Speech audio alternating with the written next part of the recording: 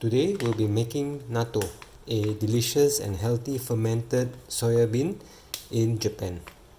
So we need about 500 grams of dried soybeans, and you can buy this from any sundry shop or supermarket. This should not cost more than $1, and if you get organic one, maybe it'll cost a little bit more.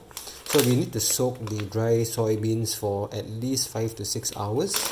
So let me just empty this into the Philips digital pressure cooker pot.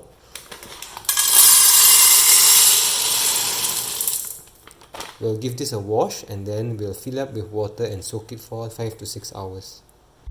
I have given this 2-3 times washing, and we'll just soak it in water. Make sure that it covers towards at least double the height of the soybeans, because this will expand to about double the size. So we'll come back after 6 hours. After about 5 hours of soaking, you can see like the soya beans has expanded about double in size. We don't need to peel the skin off the soya bean. So can you see like that skin? We can leave it there, no problem at all. Okay, so I'm going to just change the water, and then fill up the water just as to cover the beans, and then we'll put into the Philips pressure cooker.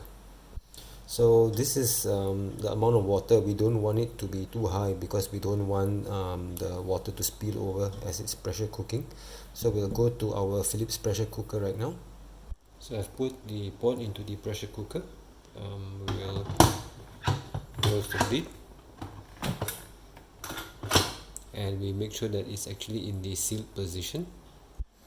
So we'll turn on the pressure cooker, and what we'll do is that we'll press the pressure and go to manual. Okay, and we'll set the timer, and we'll set it for half an hour to make sure that the beans are soft. Okay, between 25 to half an hour. If you don't want it to be too soft, you can set it for 25, and then we'll just start. Okay, so you'll build pressure and then it'll cook for half an hour, and I'll come back afterwards. It's been half an hour and I've released the pressure. This is the first time I'm opening it. Let me remove the lid. So you can see some of the skins has been released. Leave it there, that's not a problem, right? Now what we're going to do is, like you can see, like there's quite a bit of liquid. We're going to drain some of this liquid and reserve just a little tiny bit to just wet the beans. Okay, I'll drain this and come back. And of course we want to make sure like this is actually soft to the touch. So if I just use my finger and press this, you can see that it gets mashed, right? So that's good enough. So I'll drain this and come back. I've drained most of the liquid, so there I just left a little tiny bit just to wet the beans. Okay, now we need to let it cool down, because now this is like really hot, and if we put in our culture, it's going to kill a lot of the bacteria. So we let this cool down to just warm to the touch. Okay, so we'll spread this thing out, and again, before you use any spoon, sterilize this as well. Okay, so I'll talk to you about the culture shortly. Natto obviously needs some culture. There are 3 ways of introducing the natto bacteria to the soybeans. Now you can get a dried natto culture, which you can buy online. This is a 1 gram pack and it's good for 500 grams, right? This is very convenient. You can also go to the frozen section of any supermarket and buy the frozen natto. You can use 1 frozen pack for 500 grams, or you can be like me. So I just use a previous batch that I have made, and I'll just add a small pack of the previous batch that I have made to the soybeans, and that also introduces the natto bacteria. Alright, so either you can use the dried culture, or a pre-packed store-bought natto, or a previous made natto pack. Okay, that will introduce the bacteria to the soybeans. One thing we need to do to help the natto bacteria grow is to add 2 tablespoons of sugar. This is not to make the soybeans sweet, it's to basically feed the natto bacteria. Okay, and we will mix this thing up as best as we can. I'll come back. My soybeans has cooled to the touch now. It's warm to the touch, sorry. You don't want to add it to a cold soybeans. It's going to be warm, and we'll add in our previous batch of natto. Okay, so the natto bacteria basically is abundantly found in the slime around the soybeans. So we'll add in all of this. Okay, and we'll just give it a good stir, so that you can see all this slimy stuff. That's the natto bacteria. So we'll just mix this thoroughly so that we introduce the bacteria to almost every bean as much as we can. Okay, we'll mix this thoroughly.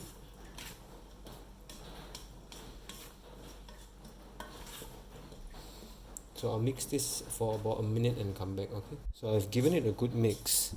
Now what you want to do is to scrape down the sides to make sure that the soybeans are all together at the bottom.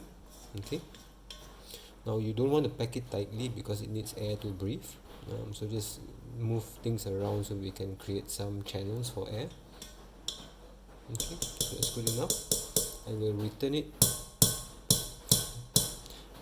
to the pot and use the yogurt function. Now close the lid. Now for the yogurt function, you want to leave it on vent. Okay, do not close it to pressurize, and I'll show you the settings. Alright, just turn on the power, and we'll basically heat yogurt, and we will basically give it 12 hours. Okay, we need to have 12 to 15 hours of fermenting, or maybe longer. All right, so let's just do 12 hours of yogurt and then say start, and it's going to keep it warm, slightly warm, for 12 hours, and after 12 hours we'll come back and have a look. After 12 hours of the yogurt fermentation on the Philips pressure cooker, I'm just going to have a look at the fermented natto. Just going to give a second. Okay, so I've sanitized my spoon in hot water. Just make sure that we sanitize everything. This is after 12 hours, and I just want to show you that it's got all these like threads running around, and this is quite mature now. Now the reason why it's so quick is because my starter, I've actually put in quite a bit of a starter. So if you're using a freeze-dried natto starter, that might take up to 24 hours. So if it still doesn't show all these sticky threads, then you may want to leave it for another 6 to 12 hours. So this is at 12 hours because I use quite a lot of starter. Okay, now what we want to do is we want to like portion it into serving bags like this, or portion bags, and then we can put into the fridge to mature. So I've taken out a portion bag, as much as you want for a single or 2 servings. So I'm going to put 2 spoonfuls because I eat quite a bit of natto. So 1 and 2. I appreciate that this is quite a bit, but it's good for you. High protein and lots of vitamin D. Okay, so we'll just like portion this thing out, and then basically secure it with a rubber band. Okay, like this. Okay, so I'm going to finish packing this and come back. So again, I want to just show you how mature this thing is, so you can see the sticky threads. Okay, just showing you again.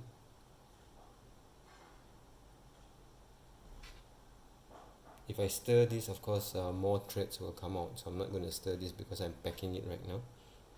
Can you see the threads all? Okay, so we'll leave this, we'll pack this, and then we'll leave it to mature in the fridge for 2 to 3 days before we freeze it.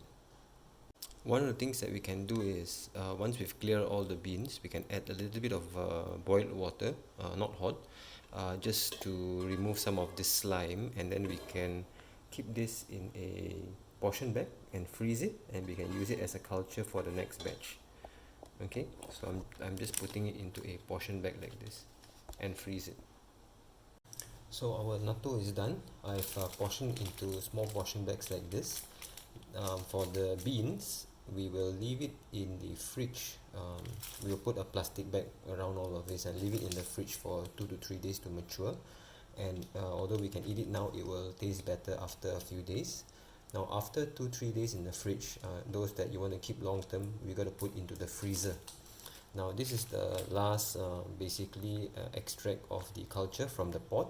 I've added a bit of water, so I scrape down the pot and then put into this bag. Now this we'll just put into the freezer directly, and then the next time when we make natto, we can use this culture. Okay, so that is how easy it is to make natto.